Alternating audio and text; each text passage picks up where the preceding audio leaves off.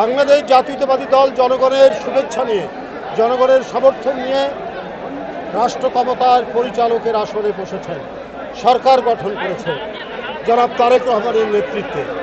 তার যে ঘোষিত কর্মসূচি, প্রত্যেকটি কর্মসূচি জনগণের স্বার্থে, মানব কল্যাণে এবং সামাজিক সুরক্ষা সহ অবকাঠামোগত যে উন্নয়নের তিনি যে পদক্ষেপ নিয়েছেন, সেই পদক্ষেপ যাতে সুচারুভাবে পরিচালিত হয় সেই বিষয়টি এবং জনকল্যাণে তার একটার পর একটা যে পদক্ষেপ, সেই পদক্ষেপগুলো একটি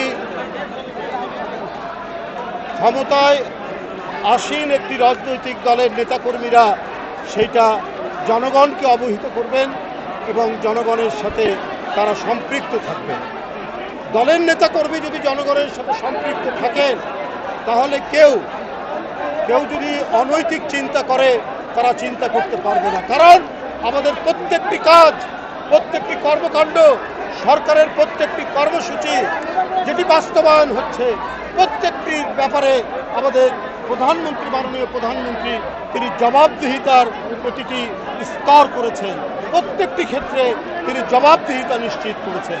সুতরাং জনস্বার্থের বাইরে আমরা বাংলাদেশ জাতীয়তাবাদী দল তারা কোনো কাজ করবে না এবং একটি জনপ্রিয় রাজনৈতিক দল হিসাবে আজকে জনগণের কাছে জনপ্রিয় কেন?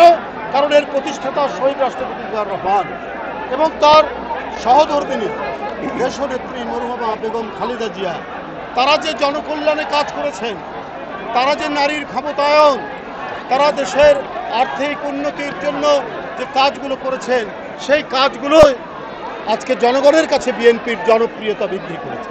এখন তার সুযোগ্য পুত্র, জ্যেষ্ঠ পুত্র তারেক রহমান সেই ধারাবাহিক কাজ এবং তার নতুন কিছু কর্মসূচি যেটি জনগণের মাঝে অত্যন্ত জনপ্রিয়তা লাভ করেছে, সেগুলো তিনি বাস্তবায়ন করছেন।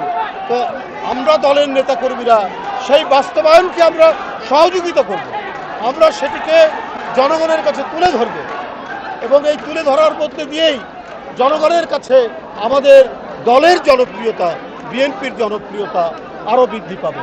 তাই নেতাকর্মীরা তাদেরকে সারা দেশে যারা হয়তো দুই একজন থাকতে পারেন, বিভিন্ন অনৈতিক কর্মকাণ্ডে থাকতে পারেন, তাদেরকে বলবো যে 5ই আগস্টের পর থেকে দেখেছেন আমাদের চেয়ারম্যান কত শক্ত হাতে যারা দলের নাম ভাঙিয়ে নানা ধরনের অপকর্মে যুক্ত ছিলেন তাদের বিরুদ্ধে শক্ত পদক্ষেপ নিয়েছেন।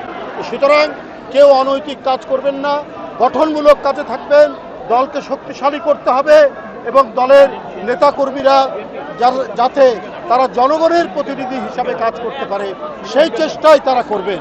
আমি আর বক্তব্য দীর্ঘায়িত করব না।